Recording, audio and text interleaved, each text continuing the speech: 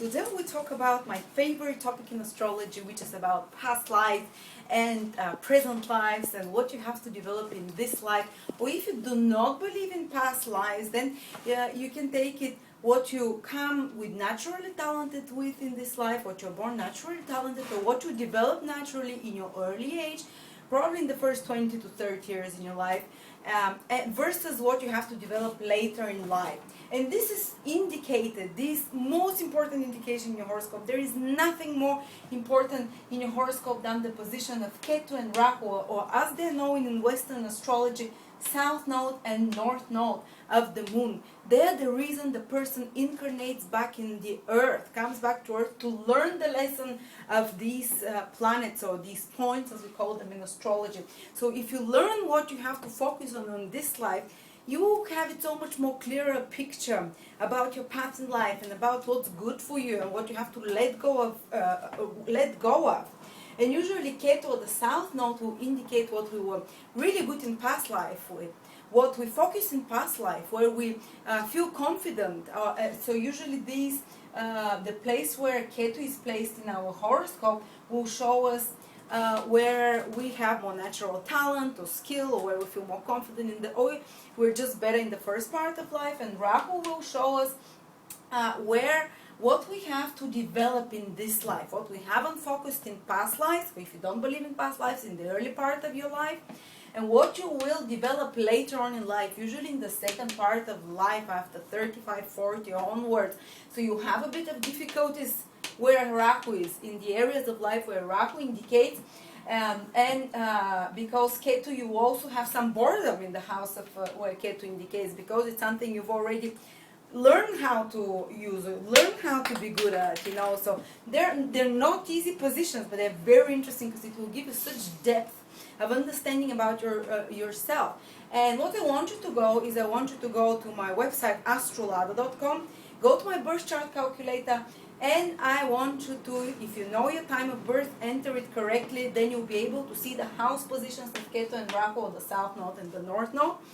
And if you don't know your time of birth, then just look at the sign position of Rahu and Ketu. The sign position will be given underneath on the table, where it will say Ketu is in Aries or Ketu is in Libra. Rahu is always the opposite sign. They're always, the South Node is always opposite the North Node.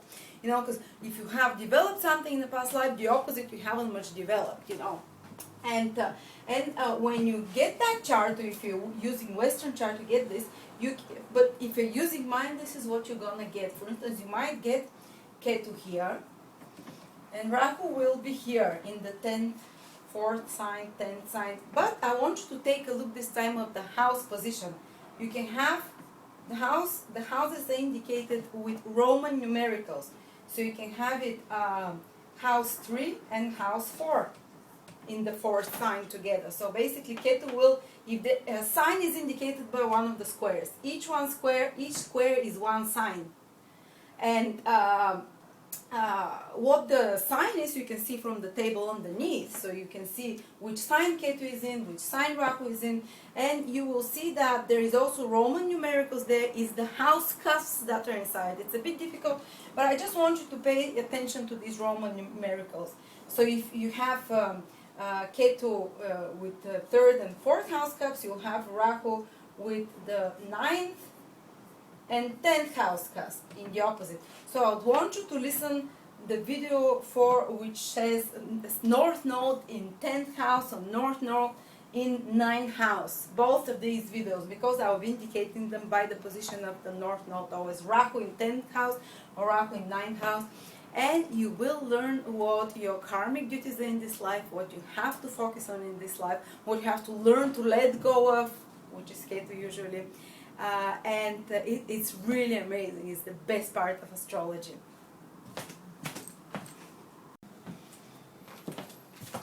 And now we're talking what happens if you are born with Ketu in the 8th house. You see it will be indicated by the numerical 8, or the Roman numerical 8, and Rahu in the 2nd house, or you can check the signs. If Rahu is in Taurus, which corresponds to the 2nd house, energetically Taurus is the 2nd sign, corresponds energetically to the 2nd house, and Ketu is in Scorpio, it will be indicated in your Western chart like this.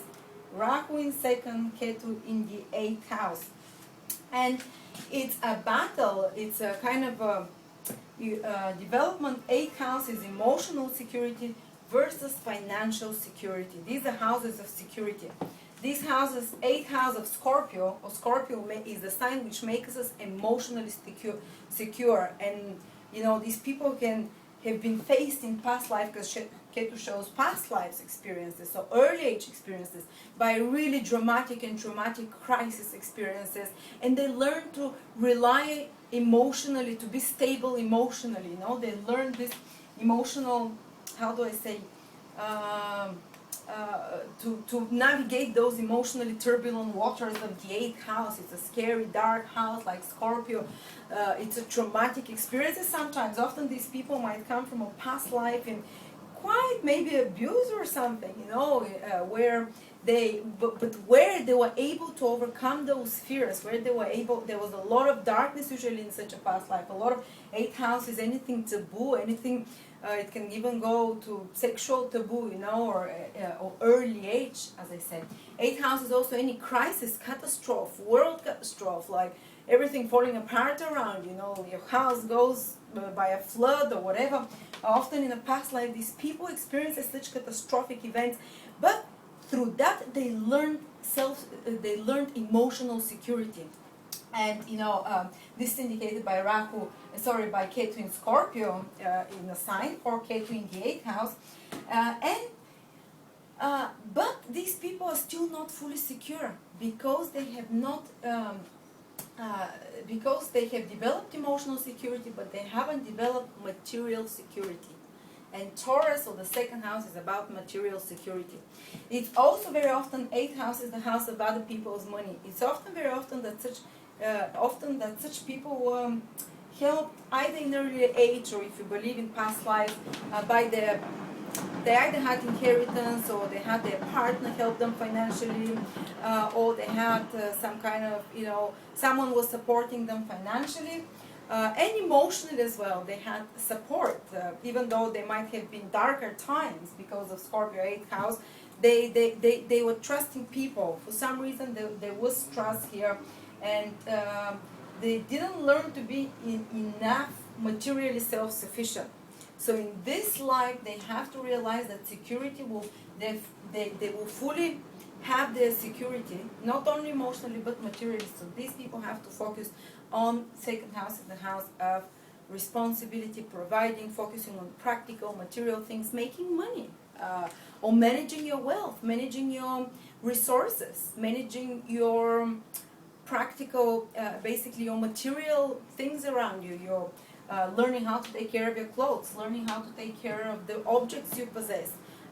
These people might take them a while till they manage to do this, you know, till they manage to deal with material possessions and all these things, you know, or to how to deal with finances, with managing their own resources. Usually a bit later in life they get better at that. Or how to make their own money. Sometimes it can be quite hard for them to really, I'm not saying you'll be poor if you have this position, just the opposite.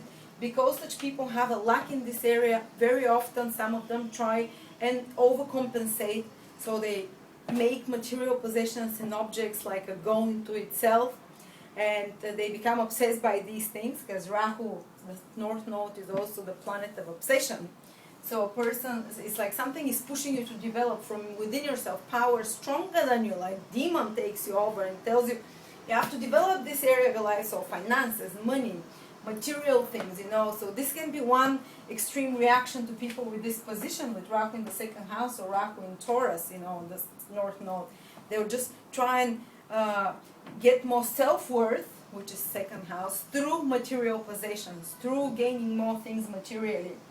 Or they can go the other extreme, when they can just, because Rahu is something you haven't developed and you don't know how to approach it, you either go overgorge on it, overeat on it, like just want eat like material things, Or the opposite thing, you're so scared, you've never tried this before, you haven't done it, so you just stay away from it and you renounce it. Or you try 2 or 3 times to be materially successful, it doesn't happen from the beginning because you haven't learned how to do this, how to be self-sufficient materially, and you give up. And such people might give up and say, that's it, I renounce all money, I don't care about money. But this is not the healthy way to deal with this, you know. This is not it. Getting too material or getting too uninterested in finances are the 2 extreme reactions, which are not good reactions for this position.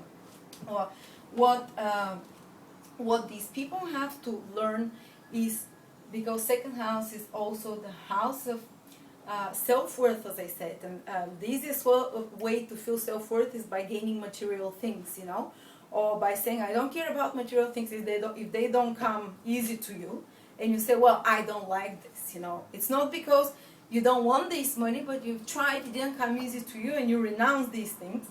And it's not the healthy way to deal with this position. Second house is about developing healthy self-worth. And how do you develop healthy self-worth and self-value? By becoming valuable, finding something to take care of and becoming valuable. That's why in Vedic astrology, the second house and Taurus as a sign, they rule your responsibilities and your family. And usually a person starts feeling more valuable and worthy as a person when they start taking care financially or taking responsibility over their family or over their any kind of other material responsibilities which are meaningful to the person, which contribute really. Maybe you can, you know, you can contribute. You can take responsibility of your business. Doesn't matter what it is, but it has to be palpable, it has to be tangible, it has to be somehow material, helping for a good cause, whether it's your family, whether it's your business in some way. If you start take care of your responsibility on that level, you start feeling worthy, and your financial situation will really improve. Actually, you will see. So it is a bit of a hard position there. It's emotional security versus material security, and it's usually later in life these people develop better skills at managing their material resources because they feel such a strong desire to be responsible to something. Second house, Taurus is a caring sign, is a sign of nurturing. So nurturing of some project, nurturing of your family. You know, if you focus on these practical, real things, you will be fulfilling your destiny in this life. You have to make money in this life. It's one of the things. You can't rely on others to help you. It's not a good position for a gold digger, maybe in her younger years, but not later on. And you also have to learn to be independent from your partner, develop your own money, your own resources. You know, so this is the big lesson for people with Rahu in Taurus or in the second house and Ketu in the 8th house.